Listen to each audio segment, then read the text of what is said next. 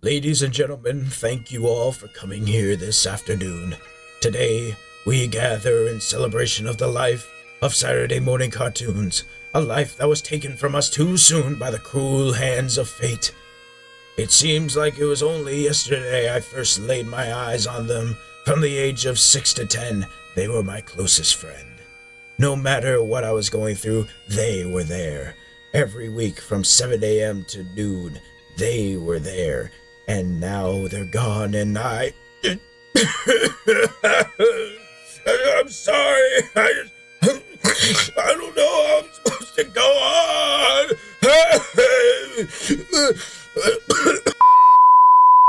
Sorry about that.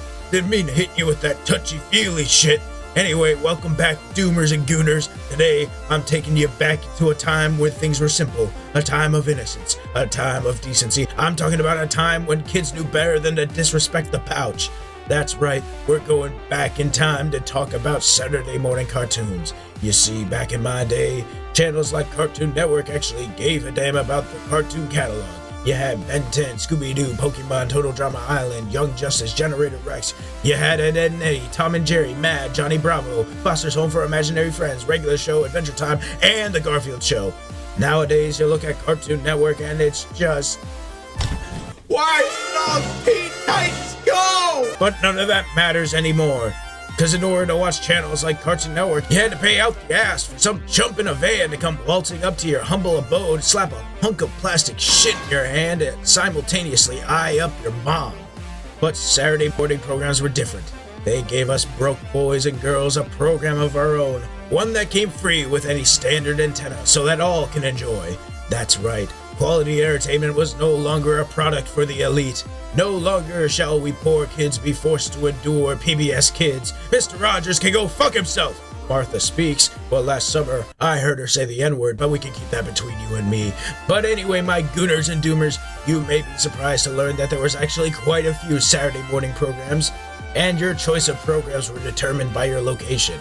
There was Fox Kids, Kids WB, CW Vortex, and ABC Kids. I was lucky enough to get the latter two. And with both channels airing at the same time, there was more versatility in the shows that I watched. And boy, howdy were their shows. ABC Kids had your Disney Channel exclusives like Hannah Montana, The Replacements, Kim Possible, Lilo and Stitch, That's So Raven, and The Sweet Life of Zack and Cody. But CW Vortex was a program purely for the boys. That's right. Here you had shows like Yu-Gi-Oh!, Digimon, Dragon Ball Z Kai, WWE, Saturday Slam, Spectacular Spider-Man, and Sonic X. This wasn't your grandma's Saturday morning cartoons. This put hair on your 7-year-old chesticles.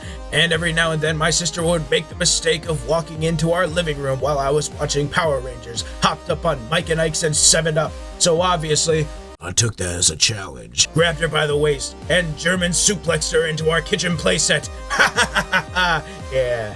I wonder why she doesn't call me anymore.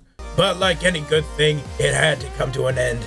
In 2011, ABC Kids was shut down and eventually Vortex followed soon in 2014. Due to the accessibility of streaming services and other online sources of entertainment, Saturday morning programs saw no point in continuing their dying platforms. And now they're gone. And all that's left with me are the memories. Memories of an era long past.